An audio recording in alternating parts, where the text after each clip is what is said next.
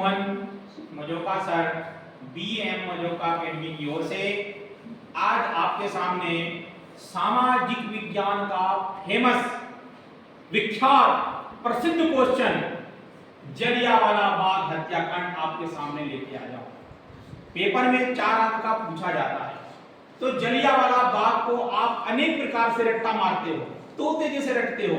आज हम आपको सरल तरीके से आपको समझाते हैं, सरल ट्रिक के माध्यम से कि जलियांवाला बाग हत्याकांड है तो आप किस प्रकार से पेपर में उत्तर लिख सकते हैं। उसका मुख्य बिंदु है, आपको सन याद रखना है, शहर याद रखना है, राज्य का नाम याद रखना है, बस। और ये कांड कहां हुआ था, उस बगीचे का नाम याद रखना है। इस प्रकार से आप आसानी से उत्तर लिख सकते हो और अपनी मन से बनाकर अच्छे से आप लिख सकते हो। कुछ आपको हम समझा देते हैं सरल तरीके से। तो टॉपिक का नाम है जलियांवाला बाग हत्याकांड। नाम से ही पता चल रहा है कि जलियांवाला बाग ये एक बगीचे का नाम है। जलियांवाला बाग एक बगीचे का नाम है। इस बगीचे में जो हत्याकांड हुआ था खूनी, उसी का नाम जलियांवाला बाग हत्याकांड पड़ा।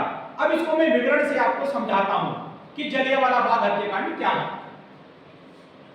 दिन वो एक खास था जिसका नाम था 13 अप्रैल। 13 अप्रैल 1919 का वो दिन जहां पूरा पंजाब बैसाखी का उत्सव मना रहा था। बैसाखी, पंजाब में बैसाखी का त्योहार एक नव वर्ष के रूप में मनाया जाता है, एक अच्छा त्योहार मनाया जाता है। पंजाब के लोग बैसाखी का उत्सव मना रहे थे। उस दिन 13 अप्रैल 1919 को बैसाखी के दिन एक पंजाब का एक शहर है अमृतसर। उस अमृतसर में एक बगीचा है जिसका नाम है जलियांवाला बाग। उस बाग में हजारों की संख्या में भारत के लोग उस बाग में इकट्ठे हुए थे। उस बाग में आम सभा का आयोजन किया गया था। वो आम सभा का आयोजन किस लिए किया गया था?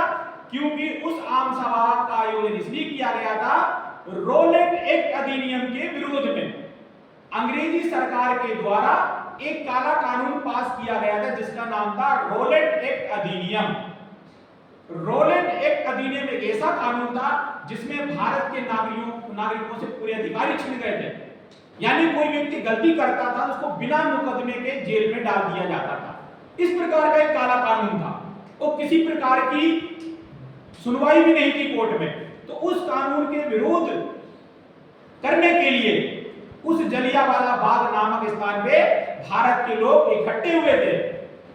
उस आम सभा का आयोजन किया गया था भारत के नेताओं के द्वारा। उस बगीचे में बड़ी बड़ी चारों ओर से दीवारें थी और निकलने का केवल एक ही रास्ता है, मुख्य द्वार। पूरे बाग चारों तरफ से दीवारों से घिरा था, तो एक ही रास्ता था निकलने का। उस बाग में भारतीय जो नेता थे उनके द्वारा भाषण चल रहा था। भारत के लोग वहां पर आसानी सुन रहे थे कि रोलेट एक्ट अधिनियम किस प्रकार का काला कानून है। परंतु कुछ ही देर में ब्रिटिश सरकार का एक जनरल डायर नाम से एक अधिकारी था, उसको इसकी भनक लग गई कि यह आम सभा इस बगीचे में हो रही है। ये आम सभा हमारे द्वारा जो कानून लागू किया गया है उसके विरोध में इकट्ठी हुई है। इस सभा में बच्चे भी थे, बूढ़े भी थे, जवान भी थे। जनरल डायर ने बिना बताए अपने सैनिकों को आदेश दे दिया कि जाके उस स्थान पर गोलियों की बौछार कर दी जाए। कैसे ये हमारे कानून का विरोध कर रहे हैं। तो सैनिक अधिकारी आए, जनरल डायर के कहने पर उन्होंने बिना बताए गोलियों की बौछार कर दी। तो जब गोलियों की बौछार हुई तो उस बगीचे में भगदड़ मच गई, क्योंकि चारों तरफ से बड़ी बड़ी दीवारें थी, निकलने का कोई रास्ता भी नहीं था। एक ही मुख्य द्वार था, उसको भी अंग्रेजों के द्वारा बंद कर दिया गया था। मुख्य द्वार बंद होने के कारण अफरा तफरी मच गई, भगदड़ मच गई। तो उस भगदड़ में सैकड़ों की संख्या में लोग मारे गए और हजारों की संख्या में लोग घायल हो गए। एक बहुत बड़ा खूनी नरसंहार हुआ, ये खूनी घटना हुई, एक बहुत बड़ा हत्याकांड हुआ। ये इस हत्याकांड का नाम ही जलियांवाला बाग हत्याकांड पड़ा। ये बहुत बड़ी घटना थी भारत के इतिहास में, क्योंकि शांति से लोग वहां पर सभा आयोजन कर रहे थे, लेकिन जनरल अधिकारी जो पूर्व अधिकारी था उसने बिना बताए गोलियों की बौछार कर दी। उसमें बच्चे भी शामिल थे, बूढ़े भी शामिल थे और जवान भी शामिल थे। हजारों की संख्या में लोग घायल हो गए और सैकड़ों की संख्या में मारे गए। इसी घटना का नाम जलियांवाला बाग हत्याकांड पड़ा। तो आपको आशा है कि ये घटना समझ में आ गई होगी। अभी सर